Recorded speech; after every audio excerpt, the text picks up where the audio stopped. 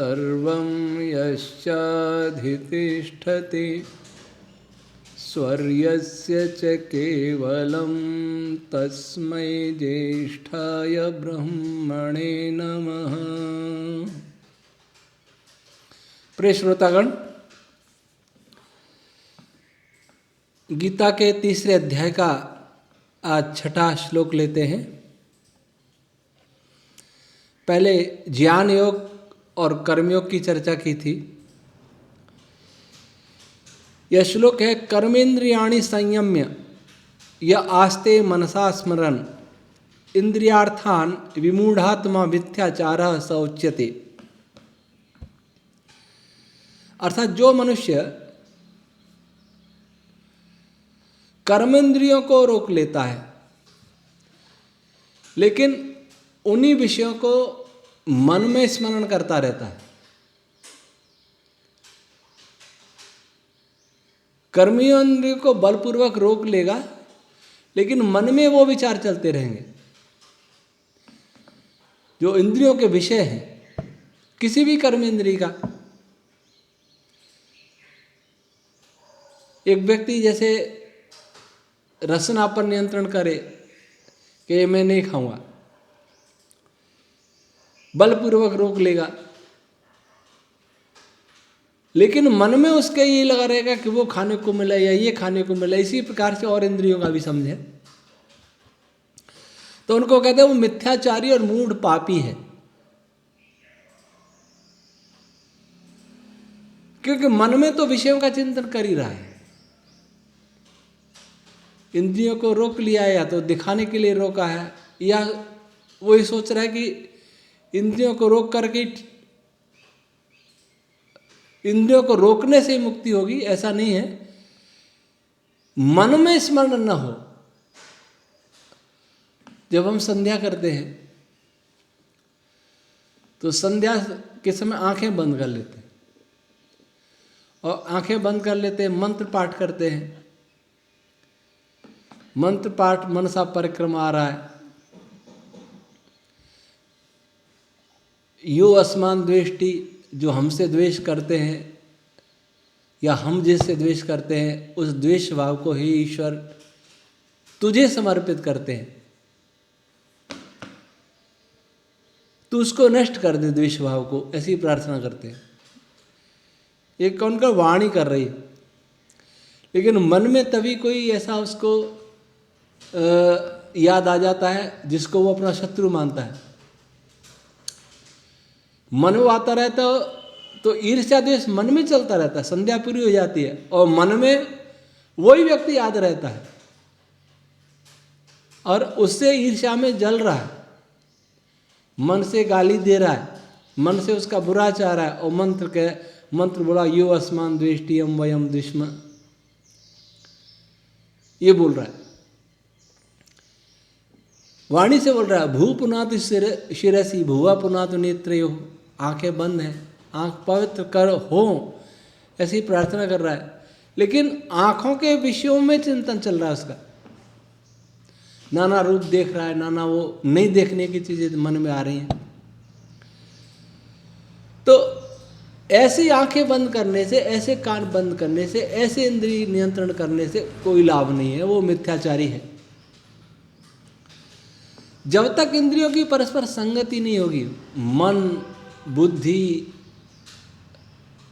चित्त, इंद्रिया, ज्ञानेंद्रियां, कर्मेंद्रियां, आत्मा, इन सब की संगति नहीं होगी, सबकी एक दिशा नहीं होगी, सबकी एक दिशा नहीं होगी, तब तक वह व्यक्ति उसको संयम नहीं कह सकते, संयम ही नहीं कह सकते उस व्यक्ति को। फिर लिखते हैं कि फिर कौन है संयमी? यस्तु इंद्रियाणि मनसा नियम्य आरभते अर्जुन कर्मेंद्रिय ही कर्मयोगम असक्तः स विशिष्यते। जो इंद्रियों को मन के द्वारा नियंत्रित करता है, मन के द्वारा नियंत्रित करेगा, घोड़े को लगाम के द्वारा नियंत्रित करेगा तो पहले तो लगाम नियंत्रण में होगी, तो मन के द्वारा जो इंद्रियों को नियंत्रित करता है, अर्थात मन भी नियंत्रित है और नियंत्रित मन इंद्रियों को भी नियंत्रित कर रहा है। अभी जो उदाहरण बताया था उसमें मन नियंत्रित नहीं था, इंद्रियों को बलपूर्वक रोक रहा था। मन नियंत्रित, यहां ये कह रहे कि मन नियंत्रण, मन के द्वारा इंद्रियां नियंत्रित हों और फिर उन कर्मेंद्रियों से अनासक्त भाव से कर्म करे, वो विशिष्ट पुरुष कहलाता है। मन रोके, आँख का विषय, कान का विषय, नाक का विषय, सबका विषय, उनसे मन को रोके पहले तो, और फिर इंद्रियों को रोके, इंद्रियों से काम पूरा करे। कोई व्यक्ति बुरा नहीं देखो इसके लिए आँख फोड़ ले या पट्टी बांध ले, बुरा नहीं सुनो ऐसा सोच करके कानों में रुई भर ले, हाथ बुरा नहीं करे तो हाथ काट ले, लेकिन मन से वो सारे कार्य करे। अनेक लोग निष्काम कर्म का अर्थ ऐसा ही मान करके कर्म अकर्मण्य हो जाते हैं कि हमें कुछ नहीं करना। तो यह करें कि कर्म इंद्रियों से कर्म करें, खूब करें अनासक्त भाव से, लेकिन वो इंद्रियां मन के द्वारा नियंत्रित हों और मन भी आत्मा के द्वारा नियंत्रित होवे, बुद्धि के द्वारा नियंत्रित होवे, तब वो विशिष्ट पुरुष कहलाएगा। जितने बड़े बड़े महापुरुष हुए उन्होंने बहुत काम किए। अब ये स्वयं योगेश्वर कृष्ण ही भगवान, सारे जीवन उन्होंने संघर्ष किया। क्षत्रिय थे, छात्र धर्म का पालन किया, बहुत बड़े विद्वान थे, साक्षात्कृत धर्मा थे, ब्राह्मणत्व का गुण था, सब गुण सब कर्म किए, उपदेश का कर्म भी किया, युद्ध का संचालन भी किया, युद्ध भी किए, और ये सब करते हुए पूर्ण अनासक्त भाव से रहते थे। मन पर बुद्धि का नियंत्रण था, बुद्धि पर आत्मा का नियंत्रण था, आत्मा परमात्मा के अधीन था, परमात्मा के प्रति समर्पित था। इसलिए उनका जीवन जो जीवन मुक्त कहा जाता है, ये जीवन मुक्त महापुरुष था। कोई कोई तो इनको योगी भी नहीं मानता आर्य समाज में, ऐसा सोचना ही पाप है। लेकिन वास्तव में श्री राम जी, श्री कृष्ण जी ये जीवन मुक्त थे, जीवन मुक्त पुरुष, अर्थात मुक्ति में जो जीव की दशा होती है, जो परमानंद को प्राप्त करके उसका सुख भोगता है, परमानंद को भोगता है, ईश्वर के सानिध्य में ही रहता है, ईश्वर के सानिध्य में ही रमण करता है, ईश्वर के सानिध्य में ही जो चाहता है वो प्राप्त करता है। देखना चाहता तो देख सकता है, सुनना चाहता सुन सकता है, समूचे ब्रह्मांड में विचरण कर सकता है। जीवन मुक्त क्या करता है? जीवन मुक्त सारे कार्य कर रहा है, लेकिन फिर भी वो मुक्त है, संसार में रहते हुए संसार से निष्प्रिय है, विषयों से निष्प्रिय है। युद्ध कर रहे हैं, लेकिन युद्ध किस लिए कर रहे हैं? लोक कल्याण के लिए कर रहे हैं, उसमें अपना कोई स्वार्थ नहीं है। किसी को मित्र बना रहे हैं, अर्जुन उनके मित्र थे, वो भी लोक कल्याण के लिए, इसलिए कि अर्जुन धर्म के पक्ष में थे और कोई उनका मोह नहीं था। तो ऐसे महापुरुष जीवन मुक्त कहे जाते हैं। श्री राम को वाल्मीकि रामायण में महर्षि वाल्मीकि जी ने नहीं, देवर्षि नारद जी ने उनको समाधिमान कहा है। अर्थात वो समाधि में ही लीन रहते थे। वो खुली आंखों से भी परमात्मा विचरण करते थे। हम बंद आंखें कर ले तो भी कहीं के कहीं विचरण करते हैं, परमात्मा में नहीं, वो दूसरी जगह विचरण करते हैं। लेकिन वो खुली आंखों से, खुले कानों से, खुले हाथों से, पैरों से, सब काम करते हुए भी परमात्मा में विचरण करते थे। ये उनकी विशेषता थी। उसी को यहाँ कहा है कि योगस्थ मन के द्वारा नियंत्रित इंद्रियों से जो कर्म करे अनासक्त भाव से, वह है कर्मयोगी। फिर लिखते नियतम कुरु कर्मत्वम कर्म ज्यायो ह्यकर्मणः शरीर यात्रापि चते न प्रसिद्धि एतत् कर्मणः। नियतम कुरु कर्मत्वम, इसलिए हे अर्जुन तुम नियत योगस्थ मन के द्वारा अपनी इंद्रियों को नियंत्रित करके अपना कर्म करो, जो कर्तव्य है वो करो। क्योंकि कर्म न करने से कर्म करना ही श्रेष्ठ है। क्योंकि कर्म किए बिना तो शरीर की यात्रा भी नहीं हो सकती। बहुत सारे संप्रदाय में बहुत साधुओं को देखा सुना,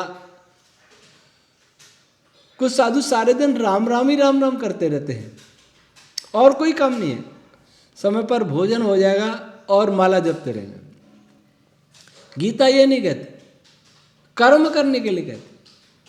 साधु है तो परोपकार का कर्म करे, अध्ययन करे, साधना करे। ऋषि दयानंद जब देश की सुधार की बात करते थे, समाज की बात करते थे, तो उनसे साधु लोग क्या कहते थे, सन्यासी होकर के इस बखेड़े में क्यों पड़े हो? ब्रह्म को प्राप्त करो, ब्रह्म को प्राप्त कर दो। ऋषि दयानंद ने उनसे पूछा कि वो आपका ब्रह्म कहाँ रहता है, कि सब जीवों के अंदर वास करता है। फिर उन्होंने अगला प्रश्न किया कि सब जीवों के अंदर वास करता है तो क्या आप सब जीवों से प्रेम करते हो? उनमें भी तो ब्रह्म रहता है। क्या करते हैं? तो करते हैं तो देखो कितने लोग दुखी हैं, भूखे हैं, नंगे हैं, पराधीन हैं, देश की जो दशा है, दुर्दशा है, इसके लिए क्या सोचते हो? मैं तो इन दीन दुखियों के दुख दूर करते करते स्वयं मुक्त हो जाऊंगा, ये ऋषि आनंद ने कहा। तो मनुष्य का कर्तव्य यही है कि योगस्थ मन से नियंत्रित इंद्रियों के द्वारा कर्म करें, खाली नहीं बैठे।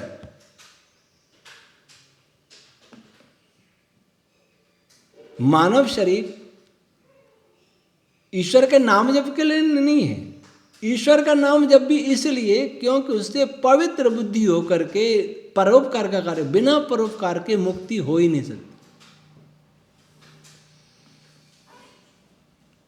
अगर मैं समाज के लिए कुछ भी न करूं और दान का पैसा लेकर के सारे दिन अपना भजन करता रहूं, तो मुझे पाप लगे। जिस समाज का मैं ऋणी हूं उस समाज के लिए मैं क्या कर रहा हूं? तो ऐसे लोग मुक्त नहीं हो सकते। आज जो भी योग साधनाएं हो रही हैं, एक योग साधना सिखाता है, दूसरा सीखता है, फिर वो भी सिखाता है, ये क्रम चल रहा है। जब तक वे परोपकार का कार्य नहीं करेंगे, मानवता को बचाने का काम नहीं करेंगे, सभी प्राणियों की भलाई नहीं करेंगे, भला सोचेंगे नहीं, भला सुनेंगे नहीं, भला देखेंगे नहीं, करेंगे नहीं, तो समाज का दान लेकर के साधना करने वाले पाप के भागी बनेंगे, पुण्य के तो कदापि नहीं। अगर समाज का भला नहीं करना तो फिर समाज से कुछ ले भी नहीं। जंगल में जाएं, निर्वस्त्र रहें, फूल पत्ते फल खाएं, जो मिले तो झरने नदी का पानी पिए, तब तो संभव है। और पहले योगी ऐसे ही हुआ करते थे। लेकिन वह जाने से पहले भी बहुत कुछ समाज के लिए कर जाते थे वो। अब तो करना कुछ नहीं, सुविधाएं सारी, और फिर भजन करना, ये ठीक नहीं है। तो कर्म न करना से कर्म करना श्रेष्ठ है, लेकिन वो कर्म योगस्थ मन के द्वारा नियंत्रित इंद्रियों से करें। फिर और बताया कि कैसे कर्म करें। यज्ञार्थात् कर्मण्यत्र लोको यम कर्म बंधन तदर्थम कर्म कौन्तेय मुक्त संग समाचर। जो कर्म यज्ञार्थ किए जाते हैं, परोपकार के लिए किए जाते हैं, यज्ञ का अर्थ है दान, देव पूजा, संगतिकरण। देव पूजा, विभिन्न देव पदार्थ, सृष्टि के पदार्थों का उचित उपयोग लेना, और माता पिता, गुरु, आचार्य, विद्वान और भी देव हैं, पितर हैं, किसान भी देव है, सैनिक भी देव है, चिकित्सक भी देव है। जो कुछ दे रहे हैं समाज को वो देव है। उनकी पूजा, उनका सम्मान और सृष्टि के पदार्थों का उचित उपयोग, परमात्मा की पूजा, उपासना और संगतिकरण, समाज को सुसंगत करना, सुसंगठित करना, परिवार को संगठित करना, स्वार्थी नहीं होना, सबको साथ लेके चलना। साथ लेके चलने के लिए मृदु व्यवहार वाला होना, मृदुभाषी होना, विनम्र होना, सबका भला चाहने वाला होना। और दान, जो अपने पास है उसको देने के लिए समर्पित होना। ज्ञान है तो ज्ञान दो, धन है तो धन दो, बल है तो बल से रक्षा करे दूसरे की, नहीं तो श्रम दान करो, कुछ नहीं है तो श्रम दान करो। परोपकार करना, परोपकार करना, समाज, परिवार, राष्ट्र, विश्व को संगठित करना और सज्जनों की पूजा करना, सम्मान करना, यह यज्ञ। तो जो यज्ञ के लिए कर्म किए जाते हैं वो तो ठीक है, लेकिन इससे अन्यत्र जो कर्म किए जाते हैं वे बंधन का कारण होते हैं, वे मुक्ति नहीं दिला सकते। तो यज्ञ के लिए कर्म किए जाते हैं, इसका अर्थ क्या है कि यज्ञ जो परोपकार हो रहा है वो तभी यज्ञ है जब वो निष्काम कर्म, निष्काम भावना से किए जाए। किसी को दान दे करके उसको बार बार अपने उपकार याद दिलाना, उस पर एहसान जताना, उसका खूब प्रचार करना, फिर वो परोपकार में नहीं आता, फिर वो लोकैषण वाला हो जाता है। आसक्ति रहे, मुक्त संग, फल की आसक्ति से रहित होकर के यज्ञ करना, परोपकार करना, तभी यज्ञ है। इस सृष्टि में सब जगह यज्ञ हो रहा है। पेड़ पौधे यज्ञ, शरीर को देखे अपन, शरीर कैसे यज्ञ करता है। हाथों ने देव पूजा की, उसमें आंखों का भी सहयोग रहा, कान का आ रहा, सबका रहा, पैरों का भी रहा। क्या द्रव्य यज्ञ किया, अन्न उगाया, फल उगाए, शाक उगाए, पशुपालन किया, दूध प्राप्त किया, इकट्ठा किया, इकट्ठा करके भोजन बनाया, ये सब बनाया हाथों ने। और जब खाने बैठे तो हाथ कुछ भी नहीं खाता, स्वयं हाथ उसे ऐसा बना देता है ताकि मुंह उसे खा सके। सीधा गेहूं चबाने लगे तो पच ही नहीं पाएंगे, पशु पचा लेगा, हम नहीं पचा पाएंगे। सूखे गेहूं चबाने लगे तो हाथ इसको ऐसा बना देते हैं गेहूं को रोटी के रूप में और किसी के रूप में, या गेहूं उबाल लें ताकि मुंह से खा सके, मुंह के काम आ सके। ऐसा बना के हाथ कहता है इदम मुखाय स्वाहा इदम मुखाय इदम नमम, यह भोजन मुख को समर्पित करता हूं, यह मुख के लिए है, मेरे लिए नहीं है। इदम नमम, यह मेरा नहीं है, मैंने बना दिया, अब मैं दूसरे को दे रहा हूं। फिर मुख चबाता है, वो भी उसमें नाना प्रकार के लार में जो प्राप्त होते हैं वो रसायन मिला देता है, और मुंह से सीधा अंदर नहीं निकलता। चिड़िया निकल लेती है वो, क्योंकि अंदर पीसने की चक्की उनके पास होती है। हम उसे चबाते, इतना चबाते हैं तरल हो जाए ताकि पेट में वो पेट के काम आ सके। ऐसे ही किसी का ऑपरेशन करके और आमाशय में 4 रोटी डाल दें, सब्जी डाल दें तो क्या होगा? वो नहीं पचेगी, दर्द होगा पेट में, बीमार हो जाएगा, डॉक्टर के पास जाना पड़ेगा। तो मुंह से चबा चबा के कुछ मिला करके अंदर पेट में डालता है और कहता है, वो भी यज्ञ कर रहा है, इदम उदराय स्वाहा इदम उदराय इदम नमो, यह उदर के लिए समर्पित करता हूं, मेरे लिए नहीं है। मुंह भी कह रहा मेरे लिए नहीं, हाथ ने कहा मेरे लिए नहीं है, मुख को देता हूं, मुख कह रहा यह मेरे लिए नहीं है, मैं उदर को देता हूं। अब उदर में उदर भी बहुत सारे रस मिलाता है, अपनी ओर से मिलाता है, फिर उसका मिश्रण होता है, उन रसों से रासायनिक क्रिया होती है, नए नए पदार्थ बनते हैं, और कैसा बना जाता है कि वो रक्त में मिल सके। फिर उसको रक्त को दे देता है, अपने पास नहीं रखता, अपने पास रखेगा तो पूरा शरीर खराब होगा। वो कहता है इदम रुधिराय स्वाहा इदम रुधिराय इदम नमो, ये आहुति रुधिर को देता हूं, रक्त को देता हूं, खून को देता हूं, मेरे लिए नहीं है। फिर रुधिर क्या करता है? रुधिर उसे हृदय में ले जाता है और हृदय से पंप करके पूरे शरीर के एक एक कोशिका में परोसता रहता है भोजन सबको। ये हो रहा यज्ञ। तो कोई अपने लिए नहीं जी रहा, हाथ अपने लिए नहीं जी रहा, मुख अपने लिए नहीं जी रहा, पेट अपने लिए नहीं जी रहा, रुधिर अपने लिए नहीं जी रहा, सब एक दूसरे को दे रहे हैं, तो पूरा शरीर चल रहा है। एक भी अपने पास रख ले तो पूरा शरीर खत्म हो जाएगा। वनस्पतियों में देखें, जड़ खनिज पदार्थों को, पानी को खींचती है, तो जड़ ऐसा खींचती है वो पत्तियों के काम आ सके। पत्तियां भोजन बनाती हैं, सूर्य से प्रकाश लेती हैं, हवा लेती हैं, वायुमंडल से भोजन बना के फल या अन्न के रूप में रख देती हैं। फिर उसे कोई पशु या पक्षी या मनुष्य खाता है, वो भी कोई अपने पास नहीं रख रहा।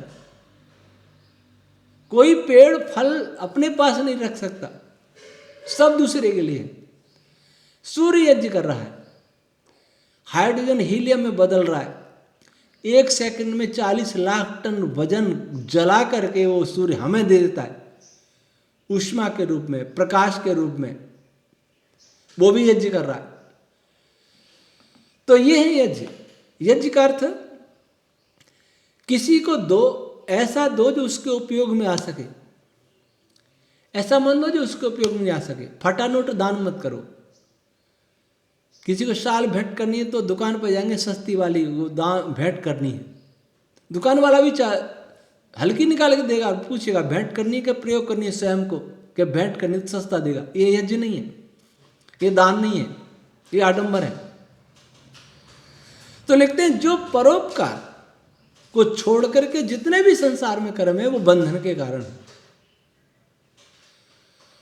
परोपकार त्याग भावना के बिना जो भी कर्म किया जाता है वह बंधन का कारण है, और त्याग की भावना के साथ जो कर्म किया जाता है वो मुक्ति का कारण है।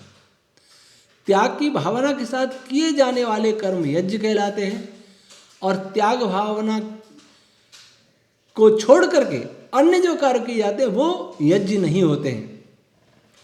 तो इसीलिए लिखते हे कौनते, इसलिए अनासक्त होकर के परोपकार, धर्म की रक्षा के लिए कर्म कर, युद्ध कर, क्योंकि ये धर्म की रक्षा के लिए है, व्यक्तिगत स्वार्थ अहंकार के लिए नहीं है।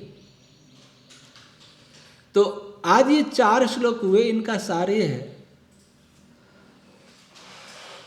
कि एक तो इंद्रियों से पहले मन को नियंत्रित किया जाए और फिर वो नियंत्रित मन इंद्रियों को नियंत्रित करे, और नियंत्रित हो करके नियंत्रित घोड़े हों तो कितने रथ दौड़ाओ, नियंत्रण में रहने चाहिए, और नियंत्रित नहीं है तो बिल्कुल एक कदम भी आगे मत बढ़ो, क्या पता क्या कर देंगे वो। और कर्म अवश्य करें, क्योंकि बिना कर्म, श्वास ले रहे ये भी तो कर्म हो रहा है, भोजन करेंगे ये भी तो कर्म है, भोजन करेंगे तो भोजन पैदा करने के लिए भी तो कर्म करना पड़ेगा। लेकिन जितने सारे कर्म हैं वो यज्ञ के लिए करें, परोपकार की भावना से करें, फल की कामना से रहित होकर के कर्म करें, तो वे बंधन का कारण नहीं बनते, अन्यथा अन्य कर्म बंधन का कारण बन जाते हैं। आज इतना ही। ओम शम।